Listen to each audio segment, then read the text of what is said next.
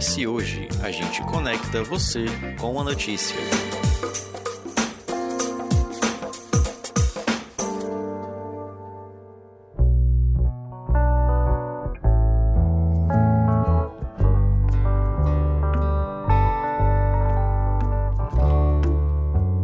Em 2022, o Espírito Santo bateu recorde na abertura de micro e pequenas empresas e atualmente conta com 134 mil empresas dessas categorias ativas no estado. Somente no último mês de março, esse aqui de 2023, as micro e pequenas empresas capixabas criaram um saldo positivo de 2.747 novas vagas de emprego, o que representa aproximadamente 56% de todos os empregos gerados no terceiro mês desse ano.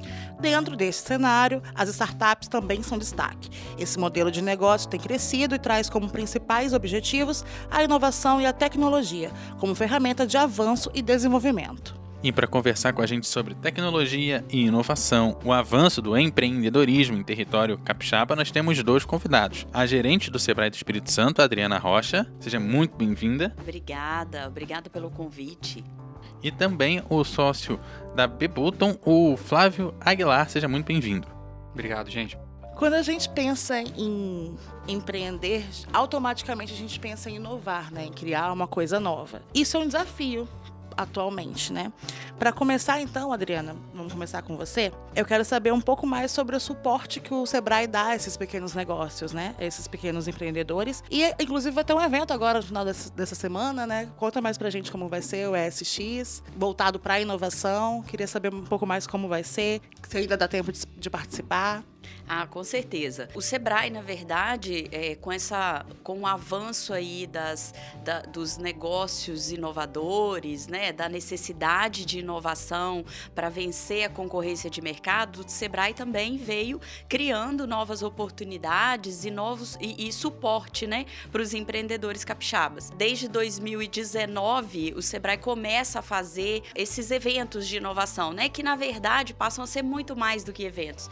Tornam-se plataformas de conexão, né, para que o mercado capixaba se torne um mercado mais inovador. Então, o ESX, né, o nosso Espírito Santo Innovation Experience, vem pela a segunda edição, acontecendo na Praça do Papa de 2, 3 e 4 de junho, e vão acontecer ali muitas coisas, né, de informação, conhecimento, conexão, promoção para o surgimento de novos negócios. Então, é muita coisa que vai acontecer, é um local importante, é um momento importante para a sociedade empresarial capixaba se conectar com a inovação. Porque além de se atualizar, né, os empreendedores se atualizarem, é também uma forma de fazer contatos novos, né, uma rede de interação, né, entre esses empreendedores. Exatamente. Na verdade, um território, ele se torna cada vez mais empreendedor na medida que novas conexões começam a acontecer,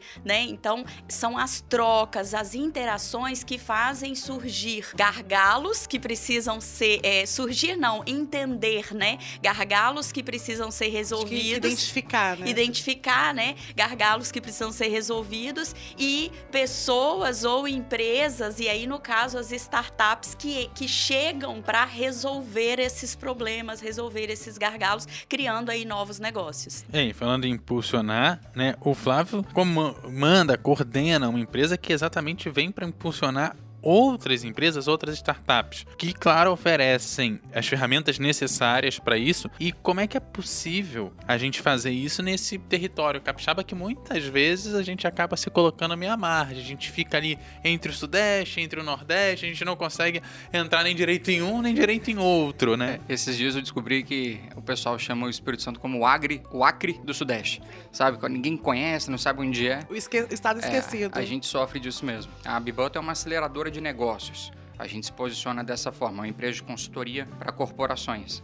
E aí, corporações, a gente entende empresas tradicionais que estão buscando uma forma de inovar, mas também as startups que já estão nesse mundo. O que a gente busca, na verdade, fazer é conectar essas duas realidades, promover que novos negócios ou reposicionamento de grandes empresas venham daí. E aí, quando a gente olha a realidade do Espírito Santo, grau de maturidade em inovação, de fato, a gente comparado com ambientes mais maduros, tipo São Paulo, Floripa, Recife, né, estados que a gente já conheceu, ou ecossistemas que a gente já conheceu, de fato o Espírito Santo ainda está nos seus primeiros passos. Mas se a gente for também ter um pouco mais de profundidade sobre esse assunto, quando a gente olha para esses outros ambientes que eu falei, eles chegaram a onde estão hoje, depois de 30, 40 anos de amadurecimento.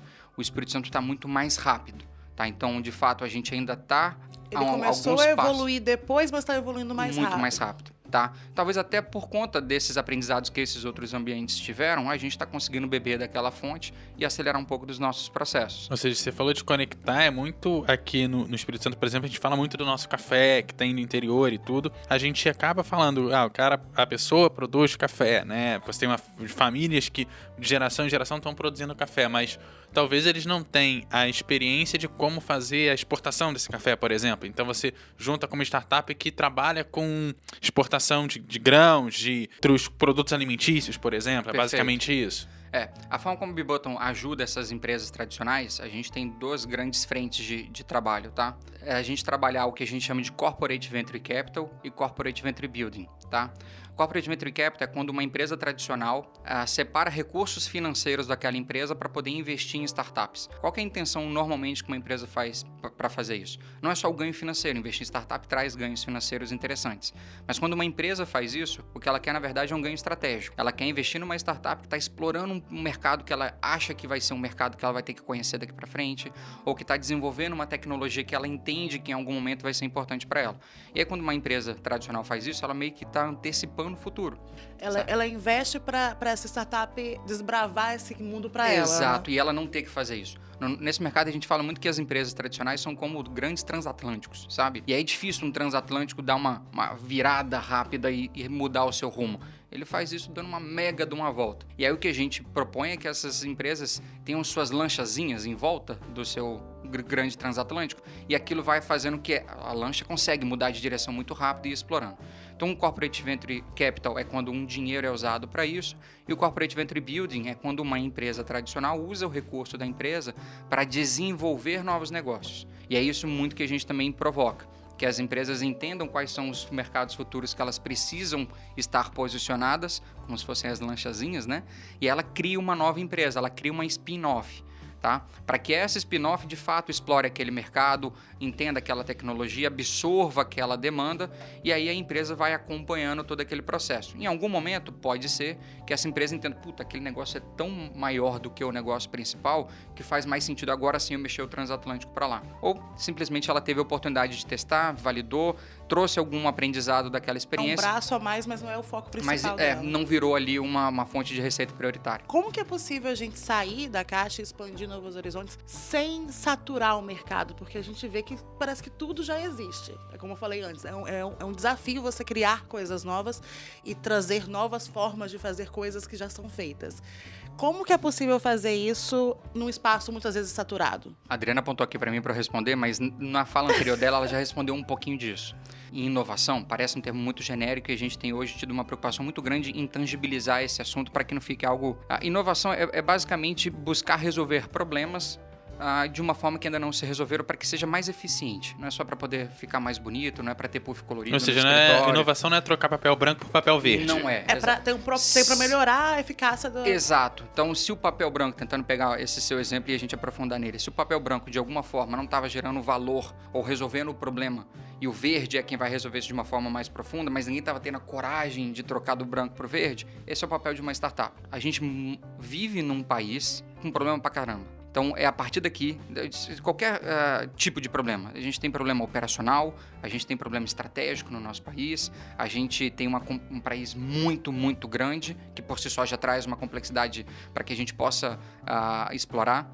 Então, no mundo da inovação, a gente sempre tenta olhar os problemas, as dificuldades, os gargalos, como baitas oportunidades para a gente poder olhar aquilo ali e falar, dá para eu resolver.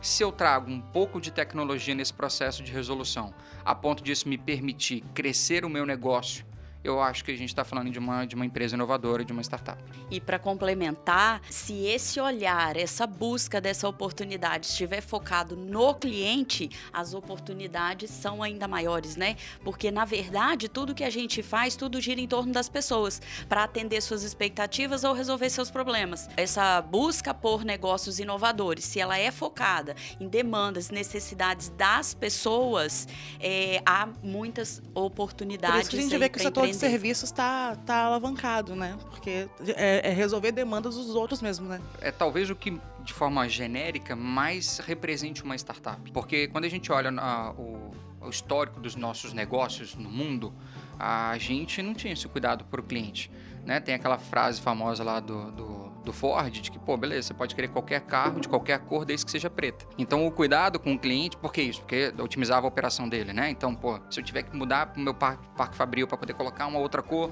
eu vou ter mais custo e, enfim, isso não vai ser tão interessante para mim, empresa.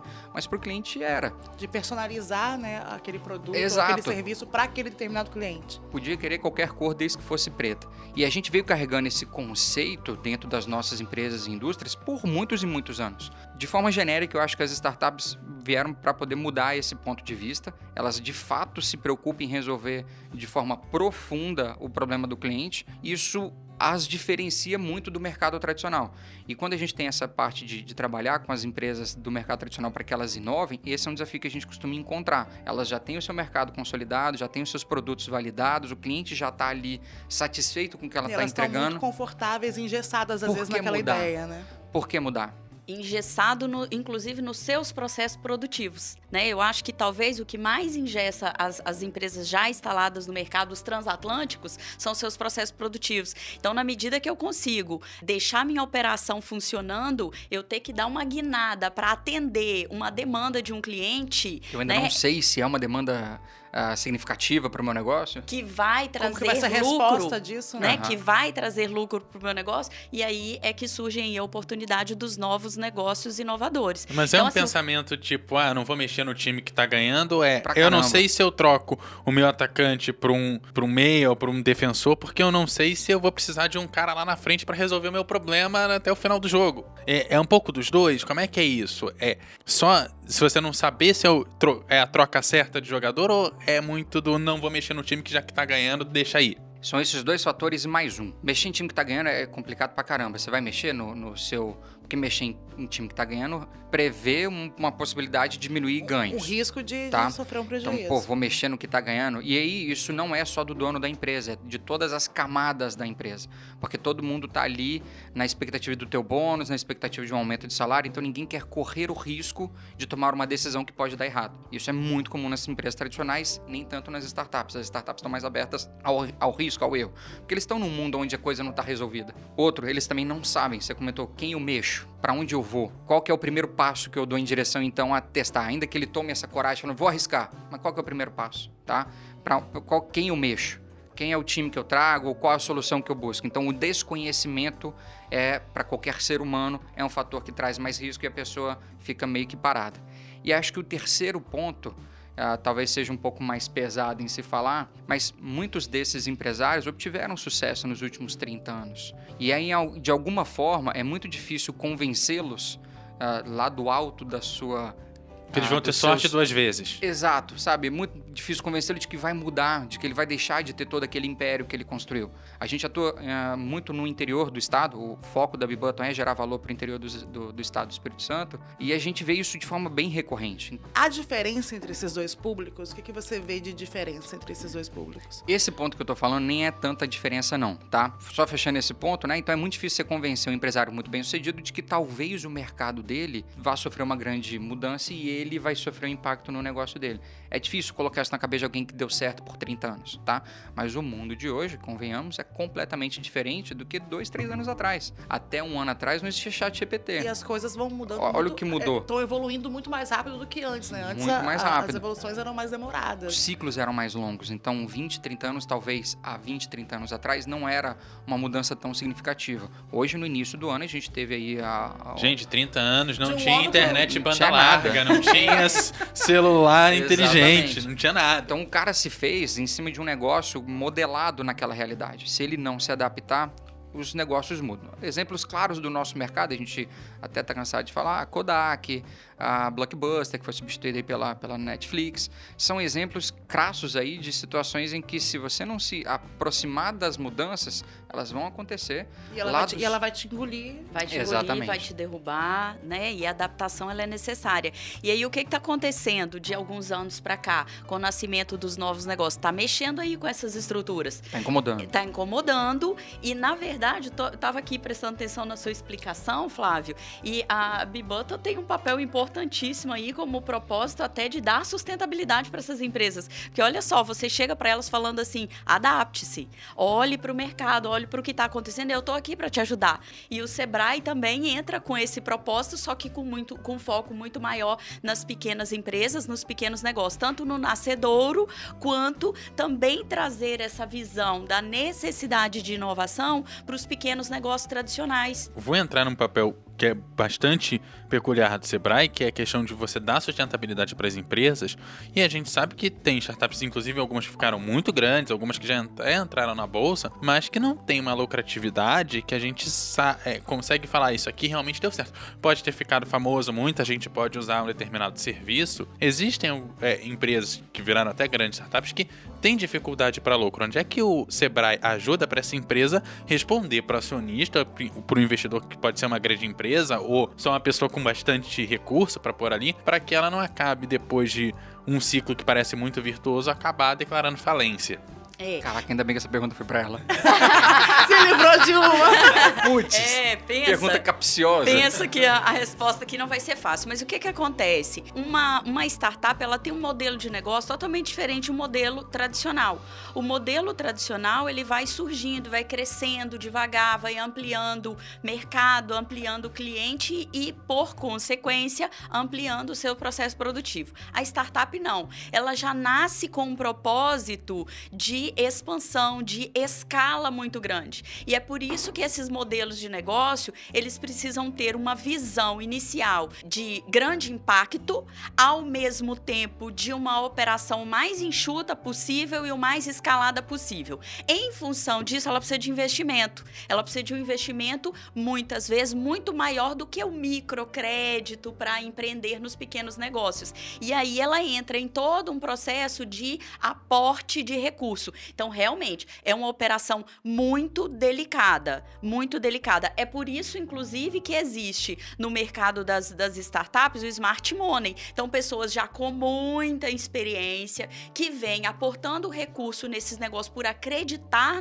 no propósito desse negócio, no que ele vai fazer, tanto em termos de impacto e transformação, quanto em termos de geração de lucro, geração de receita. Esse dinheiro inteligente vai entrando nessa empresa na medida que vai ajudando ela a realmente produzir uma operação com um vislumbre de tempo que vai trazer retorno. Se não houver essa visão de retorno, é um negócio que tem, assim, um risco muito grande de não dar certo e não remunerar todo o capital que já foi investido nela. Não se consolidar, né? De ser um ciclo muito rápido e findar ali. Exatamente. Inclusive, assim, o ciclo de retorno de startups, ele não é tão rápido, né? Justamente porque eu preciso escalar e criar uma operação que me traga retorno. Por isso, a necessidade de várias rodadas de investimento, inclusive. Flávio, já entrando numa ferramenta que acaba impulsionando muito, que é a inteligência artificial. A gente falou do contato com o cliente. Onde que a inteligência artificial como ferramenta? Você até falou do ChatGPT e tudo, mas como que a gente não acaba numa distopia que as máquinas dominam o mundo?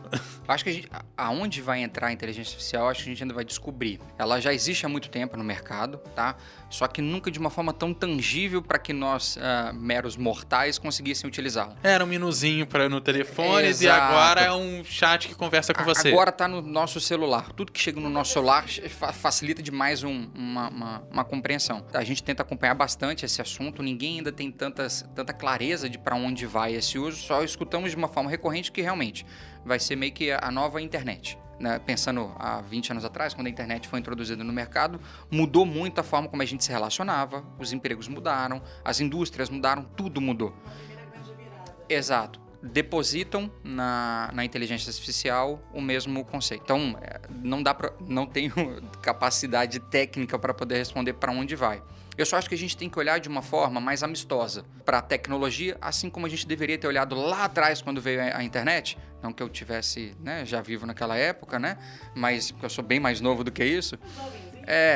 Apesar de não parecer, né? Ainda bem que não está filmando. Mas a gente tem que olhar de uma forma mais amistosa e proativa. A gente precisa se aproximar dessa tecnologia, usá-la, trazer para o dia a dia dos negócios, para que a gente aprenda, para que a gente antecipe essas mudanças. O ChatGPT já vem sendo trabalhado lá na OpenAI há 2, 3 anos. Ou mais do que isso. E só agora a gente está colocando a mão. Se as empresas tivessem um pouco mais de proatividade, talvez já estivessem assimilando essa tecnologia há 2, 3 anos atrás. Sabe uma coisa que você falou agora que de repente pode ser um grande gatilho? Assimilar. Eu acho que quanto mais rápido nós pudermos assimilar uma tecnologia para fazer uma transformação no que eu faço, para me levar numa qualidade superior ou numa quantidade superior, maior condição de permanecer nesse mercado eu tenho, porque eu vou usar a tecnologia para fazer o que eu faço com mais qualidade ou melhor. Talvez aí esteja o pulo do gato, pelo menos nesse momento que a gente não sabe ainda exatamente aonde vai chegar, mas o fato é, a gente não pode ficar longe de... Toda nova tecnologia, ela gera um medo, né? Porque não sabe muito para onde que vai e eu acho que corre aquele risco também de achar que vai virar uma coisa muito automatizada e muito robótica e muito... Essa interação vai ser perdida de alguma forma, só que ela pode servir para ajudar também, né? Certamente virá para ajudar. A industrialização, em algum momento, também passou por esse processo de questionamento. Putz, vão substituir as mãos de obras dentro das indústrias, e aí vai sofrer um impacto econômico. O mundo se transformou a partir da industrialização, sabe? Dos processos sendo mais automatizados. Novos postos são gerados também com essa... Vão se qualificando. Tudo tem impacto positivo e negativo. Eu acho que a gente tem que olhar de uma forma mais amistosa, proativa e otimista, sabe? Para dentro dos negócios e para o nosso dia a dia. Então, eu também sou uma pessoa que preciso crescer, né? Não só o meu negócio. Então, eu também tenho que assimilar aquilo como pessoa, trazer essa tecnologia para o meu dia a dia e falar, como eu posso melhorar a minha entrega para a minha empresa? Como é que eu posso melhorar a minha relação com outros negócios a partir dessa tecnologia? A inteligência artificial é uma delas. Tem outros bichos sendo criados aí lá no Vale do Silício por esses doidos que também vão chegar na nossa mão. Então, eu prefiro assumir uma posição e provocar que quem está em volta da gente também assuma, de olha, vai vir, vai ser transformador, vamos nos aproximar, vamos estar abertos a entender, a assimilar para o de bom aquilo ali vai trazer para o negócio, para o meu dia a dia e tentar colocar para rodar. Mas não vai substituir o contato humano que você comentou mais cedo. Isso é uma coisa que tende a permanecer, né? Aquela coisa, se eu não resolvi no chat, eu quero ligar pro telefone e ser atendido de primeira, porque com a máquina eu já tentei falar e não resolveu o meu problema. Eu acho que é bem isso mesmo, assim, a tecnologia. Eu acho que a grande mudança que vem agora, porque, como o Flávio disse, inteligência artificial existe há muitos anos, mas agora ela está acessível, ela está democratizada e eu consigo colocar ela em vários usos hoje no meu dia. Mas o que a gente tem mais ouvido, inclusive em todas essas conexões de inovação, em todos os eventos de inovação? O ser humano está precisando cada vez mais do humano, né? Então, assim, se a gente olha para as tendências de negócio, a gente vai falar de longevidade, contato com a natureza, circularidade, a gente está falando de coisas humanas. Então, a tecnologia, ela vem para ajudar a resolver questões complexas, mas o ser humano qualificado será cada vez mais necessário nessas relações, né? Então, assim, eu acho que são duas tendências muito fortes puxando a evolução de todas as coisas, né? Até porque quem puxa tudo é o consumidor. Se não existir o consumidor... Se não existir essa demanda, não vai ter Se porquê. não existir o consumidor, também não faz muito sentido tanta tecnologia. Adriana, já que a gente está falando aqui de inovação e de empreender, no último ano as mulheres foram destaque, né, na abertura de novos negócios aqui no estado e muitas vezes através de pequenos negócios mesmo. E ainda com pouco recurso e tudo mais. Pensando na tecnologia e nessas ferramentas digitais, já estão falando da acessibilidade agora da inteligência artificial e tudo mais. Como que é possível incluir essas mídias, incluir essas novas tecnologias nesses negócios pequenos e com pouco recurso? Como tornar isso mais tangível, mais acessível? Assim, cada vez mais os negócios estão ampliando a sua presença digital, usando novos meios de pagamento. Isto é, assim, mais ou menos ali pelos idos de 2018, hoje houve o grande boom da transformação digital. Só se falava em transformação digital. E parecia que transformação digital ia ser um bicho que ia engolir todo mundo. Foi mais ou menos isso, né? E depois todo mundo foi respirando e entendendo que essa transformação digital, ela é gradual e que ela passa muito mais por uma inserção digital, principalmente nos pequenos negócios. A transformação digital, que é uma coisa assim mais profunda, nos pequenos negócios, ela vai passar por essa inclusão, esse crescimento de presença digital, venda por meios digitais. Eu acho que a pandemia impulsionou muito isso, porque era necessário, não tinha o que fazer. Quem não sabia teve que aprender a mexer nisso aquela galera... Pra sobreviver, né? É o que fala assim, ou eu negócio cresço não pelo morrer. amor, ou eu cresço pela dor, né? Nesse caso, foi o crescimento pela dor. Os pequenos negócios tiveram que se adaptar. Foi obrigado, não foi? Para vender mais, escolha. para estar presente, para chegar perto de quem? Do consumidor deles. E aí a gente percebe esse crescimento e da pandemia em diante foi só gráfico ascendente. E outros surgiram também por conta da pandemia e por conta dessa necessidade de atender digitalmente as pessoas, né? Exatamente. No Espírito Santo, inclusive, a maior parte dos pequenos negócios já adotou aí as carteiras digitais. O Pix é 100% praticamente. O celular... PicPay é muito forte aqui. A gente tá falando Que é uma startup capixaba, inclusive. A gente estava falando da inteligência artificial. O Pix, por exemplo, quando surgiu, também foi aquele medo. Tipo, mas como? Será que vão roubar meus dados? Como que eu vou passar? Meu pai mesmo até... colocar na cabeça dele que Pix era seguro, era ok fazer, ele não, porque vão me roubar, como que eu vou passar meu CPF, como que eu vou passar meu número pra alguém assim? E olha, em quanto pouco tempo ninguém mais vive sem ele, Hoje em dia tudo é pelo Pix. Dinheiro físico virou... Né? Esses dias eu recebi um TED, eu não sabia. Me mandaram um comprovante de TED no final de semana. Eu acabei de te pagar. Não olhei aqui na conta, não recebi não. Não, fiz um TED. Falei, putz, hoje em dia ainda... O que é TED? Vou nem falar que foi meu pai que fez isso não, mas tá beleza. E aí, Adriana, fala pra gente o que é o Sebrae Lab, o que é esse espaço, onde que ele funciona, como é que a galera chega nesse Sebrae Lab e serviços ele proporciona pra gente. Ele vai estar no SX também, a gente quer saber como vai funcionar. Vamos então, assim, o Sebrae Lab, ele é uma spin-off do Sebrae, né? Por entender exatamente que a gente precisava entender desse mundo, estudar esse mundo e ajudar os empreendedores, né, a ter um outro olhar para a inovação. E aí surgiu o Sebrae Lab há alguns anos, não vou saber precisar aí exatamente, talvez ali pelos idos de 2016, mais ou menos, 17, 18, veio crescendo bastante essa questão aí de negócios inovadores, e aí surge o Sebrae Lab. Ele é um ambiente, é um espaço do Sebrae, tanto para receber esses empreendedores, quanto para oferecer soluções inovadoras também, né, do Sebrae para os empreendedores. Então, assim, se a gente pensa no processo de criação de uma startup, a gente vai ali desde a criação do propósito de valor até a atração dessa startup. E o Sebrae Lab vem para isso, vem para ajudar nesse processo. O que é criar uma startup passando por todas as fases? O Sebrae também é um ator muito atuante na MCI, que é o Movimento Capixaba pela Inovação. Existe aí uma meta da MCI, que é de criação de 1.000 startups. Eu não lembro o prazo. Você lembra, Flávio? 2030. Até 2030, engano, 1.000 startups. E a gente está trabalhando com afinco junto do Sebrae Lab. O Sebrae inteiro se reinventando também, porque não são só os pequenos. A gente também teve que se reinventar. E aí esse braço de inovação do Sebrae, que é o Sebrae Lab, também estará presente no ESX, atendendo os empreendedores, levando essas soluções. E a gente está dando também muito suporte para esses negócios, tanto os negócios tradicionais quanto os inovadores, para participar dos editais de inovação.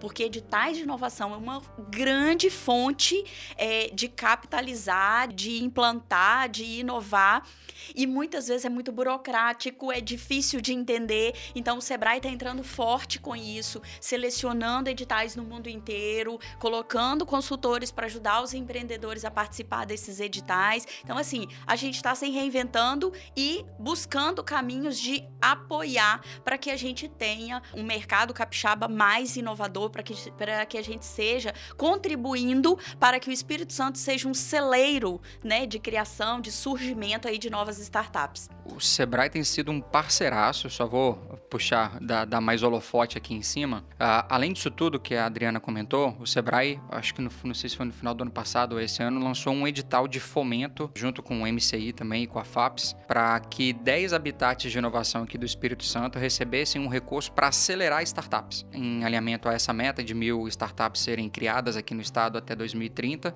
que é, né, puxado muito pelo MCI. Possivelmente, isso é uma leitura que o mercado aqui de inovação está fazendo, possivelmente essa é uma das ações do Sebrae que mais vão transformar o Espírito Santo. Puxando a sardinha aqui para nossa bandeira, tá? A gente olha muito para o interior do estado. Tradicionalmente, todos esses editais, a maioria deles, tá, Adriana, eram concentrados aqui na capital. Colocavam para competir capital e interior. Ou seja, sei lá, eram 10 recursos que iam ser disponibilizados e o Espírito Santo inteiro brigava por esse recurso. É natural que as empresas aqui da capital, por terem mais acesso a acabava conteúdos, sendo uma competição muito injusta. injusta, né? Então, a FAPES, que é uma fundação de amparo aqui do estado, de pesquisa, né, aqui do estado, tem todos os estados do Brasil, mas a daqui se reposicionou há uns 4, 5 anos atrás, trazendo a temática inovação para dentro, assim como o Sebrae também vem fazendo. Estão começando a criar editais que descentralizam esses recursos. Então, a FAPES fez um no final do ano passado, que foi um de spin-offs, e o Sebrae fez esse ano, e 10 desses 10 habitats, 5 obrigatoriamente tinham que ser da região externa à região metropolitana. O que fez com que Linhares, São Mateus, Colatina, Cachoeiro do Itapemirim tivessem acesso a esse recurso, e esses municípios do interior do estado agora têm um recurso do Sebrae apoiando para criar startups, sabe?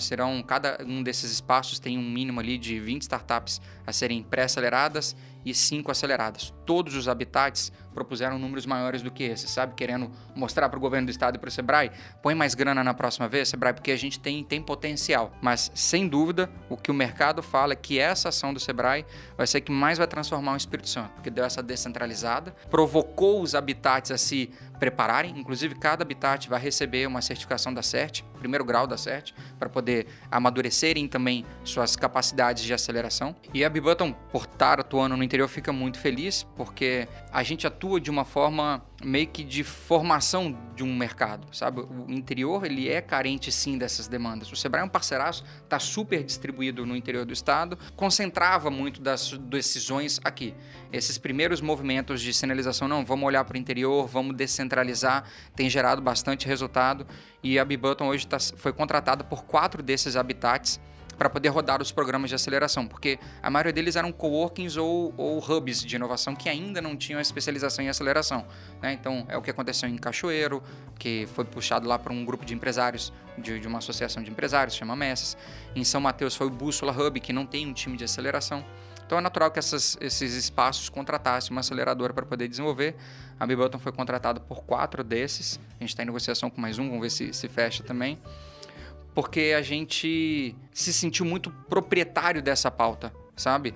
O Sebrae provocou, o recurso ele veio descasado com o desafio que o Sebrae quis colocar, mas eu acho que a gente entendeu que, olha, é o que eu tinha agora, estou provocando, peguem e me mostrem o que vocês conseguem fazer com esse recurso. A gente está pegando, a gente vai fazer um over-delivery de todos os projetos, muito mais do que o edital pedir, para que a gente possa também sinalizar positivamente para o Sebrae e para o governo do estado, olha, temos potencial no interior. Bem, assim a gente vai se encaminhando para o final do episódio. Se vocês dois tiverem mais alguma consideração, algo que seja relevante falar sobre inovação, algum convite, alguma coisa especial, aí pode falar. Fique à vontade. Eu quero reforçar, sim, o convite para todos participarem do ESX, né? São importantes momentos para se conectar com tudo que está acontecendo. Não é, como eu disse, né? Não é um evento, é uma plataforma de conexão, é uma plataforma de negócios, inclusive. Muitas coisas surgem, muitas oportunidades de negócio surgem nesses ambientes. E aí fica o convite, né? Para todos os capixabas participarem, entender o que está acontecendo e juntos, né? Juntos nós promovermos um Espírito Santo mais inovador, né? Então fica aí o convite convite de 2 a 4 de junho, na Praça do Papa, o ESX Espírito Santo Innovation, porque a inovação não pode parar. 2 a 4 de junho, Praça do Papa, ESX 2023. É isso. É isso. 2 a 4 de junho, mas o dia mais legal vai ser no dia 3, das 11h15 até meio-dia 15, que é o painel que eu vou moderar. Já puxando a sardinha pro seu Exatamente. lado. Então, reforçando o convite, de fato o evento ele é importante para o ecossistema de inovação do Espírito Santo. Ele tem ajudado a mostrar o que vem acontecendo aqui no estado, além de ser uma grande plataforma. Nesse dia eu vou estar conversando com o Denis Ferrari, que é da ASIS, uma aceleradora aqui do estado também, e o Felipe Marcondes, que ele é da TM3, uma empresa que foi contratada pelo governo do estado para gerir um fundo de investimento em startups. Não sei se isso já foi pauta aqui para vocês, mas o governo do estado tem 250 milhões de reais para investir somente em startups ou capixabas ou que venham a trocar sua sede fiscal aqui para o estado. A TM3 é uma gestora de fundos que foi contratada para poder fazer esse projeto junto com a ACE, que é uma aceleradora de São Paulo. E o Felipe Marcondes é um dos responsáveis pela decisão desses investimentos. E a gente vai falar exatamente sobre isso. A gente vai falar sobre qual que é o cenário hoje de investimentos em startups, que deu aí uma esfriada, né, por conta de taxas de juros elevadas, algumas startups também que sobrevalorizaram seus valuations e captaram recursos que depois acabaram não entregando, acho que foi pauta aqui de hoje também. E a gente vai falar como é que está o cenário hoje e como fazer para acessar. E pegando um pouquinho do que a Adriana falou, de fato, os editais de recurso de fomento hoje é o que a gente mais indica que as startups procurem, que é um dinheiro de graça, é um dinheiro vindo do estado para poder fomentar, não vai pegar equity da tua empresa, não vai cobrar juros e permite você passar por momentos iguais a esse de instabilidades ou validações do teu negócio de uma forma muito mais segura. Mais uma vez, vou agradecer vocês dois pela oportunidade Obrigado de trocar vocês. aqui com a gente. Obrigada. E lembrando que aqui a gente sempre te convida a debater, a refletir e, sobretudo, a se informar. O ES Ouve tem edição de Eduardo Couto, texto e produção de Lídia Lourenço e direção de jornalismo de Daniele Coutinho. Até a próxima. Valeu, gente. Obrigado. Valeu.